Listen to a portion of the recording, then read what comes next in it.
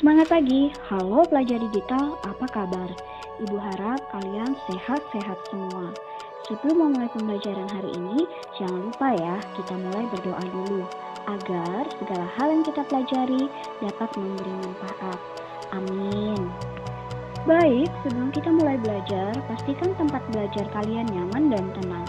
Serta jangan lupa ya, alat tulis yang diperlukan. Hari ini kita akan melanjutkan di bagian B, yaitu penetapan Pancasila sebagai dasar negara. Ayo, masih ingatkah kalian apa dasar negara Indonesia? Benar, dasar negara Indonesia adalah Pancasila. Minggu lalu kita sudah belajar tentang BPUPKI, Panitia Kecil, dan Panitia 9. Anak-anak bisa mengingatnya kembali dan melihat di layar ya.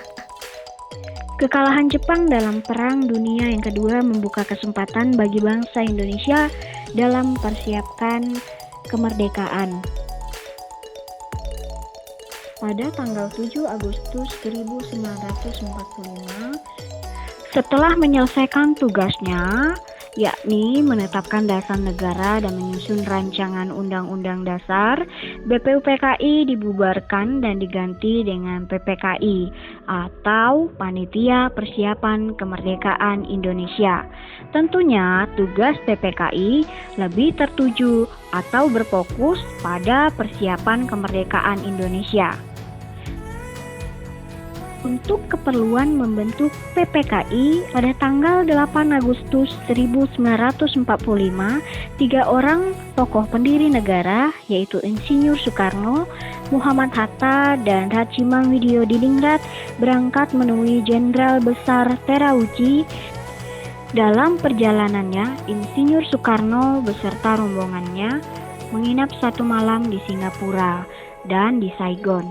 Pada pagi buta, rombongan tersebut berangkat dari Saigon menuju Dalat. Pertemuan rombongan dengan Jenderal Terauchi dijadwalkan pada pukul 10 waktu setempat. Pada pertemuan 11 Agustus 1945, Jenderal Terauchi mengatakan jika pemerintah Jepang di Tokyo memutuskan untuk memberi kemerdekaan pada seluruh daerah di Hindia Belanda.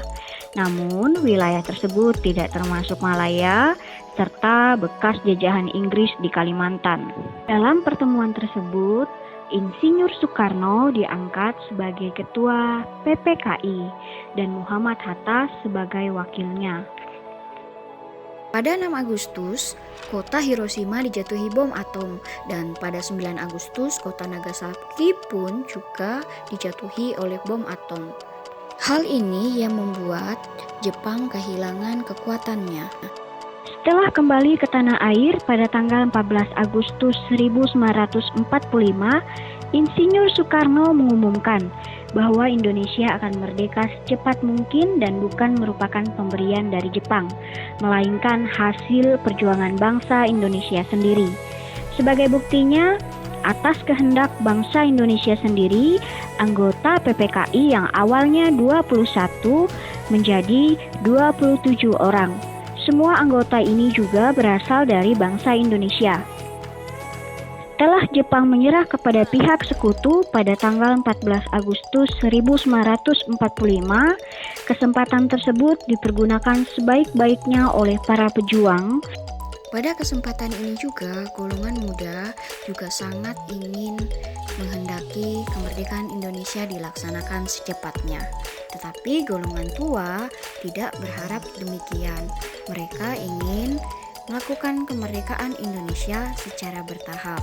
Satu hari sebelum teks proklamasi dibacakan, ada suatu peristiwa penting dalam sejarah Indonesia, di mana Soekarno dan Muhammad Hatta diculik oleh sekelompok golongan muda yang mendesak keduanya untuk menyatakan kemerdekaan. Kejadian inilah yang dikenal sebagai peristiwa Rengas Dengklok. Soekarno dan Hatta dibawa ke Rengas Dengklok, Karawang, untuk kemudian didesak agar mempercepat proklamasi kemerdekaan Republik Indonesia. Sampai dengan terjadinya kesepakatan antara golongan tua yang diwakili oleh Soekarno dan Hatta serta Ahmad Subardjo dengan golongan muda tentang kapan proklamasi akan dilaksanakan, terutama setelah Jepang mengalami kekalahan dalam Perang Pasifik. Tepat pada hari Jumat tanggal 17 Agustus 1945, Insinyur Soekarno didampingi oleh Muhammad Hatta memproklamasikan kemerdekaan bangsa Indonesia ke seluruh dunia. Proklamasi kemerdekaan rencananya akan dibacakan Bung Karno dan Bung Hatta di lapangan Ikada yang sekarang telah menjadi lapangan Monas, atau di rumah Bung Karno di Jalan Pegangsaan Timur nomor 56. Tapi pada akhirnya dipilihlah rumah Bung Karno karena di lapangan Ikada sudah tersebar bahwa ada sebuah acara yang akan diselenggarakan, sehingga tentara-tentara Jepang sudah berjaga-jaga. Untuk menghindari kericuhan, maka dipindahkanlah tempat pembacaan teks proklamasi. Keesokan harinya pada tanggal 18 Agustus 1945, PPKI melaksanakan sidang dan menghasilkan keputusan. Yang pertama, mengesahkan Undang-Undang Dasar 1945 dalam pembukaan Undang-Undang Dasar 1945 alinea yang keempat tercantum rumusan sila-sila Pancasila sebagai dasar negara. Yang kedua, memilih presiden dan wakil presiden yaitu Insinyur Soekarno dan Muhammad Hatta, dan yang terakhir membentuk Komite Nasional Indonesia Pusat atau biasa disingkat dengan KNIP.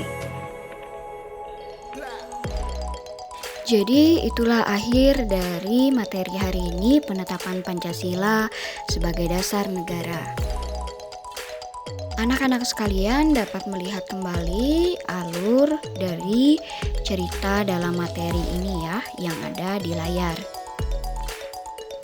Kesimpulan yang dapat kita ambil dari pelajaran hari ini dan kemarin, dari sidang BPUPKI, pembentukan panitia kecil, panitia 9, dan PPKI, kita melihat bahwa para pendiri negara tidak memaksakan pendapat dan mendahulukan musyawarah.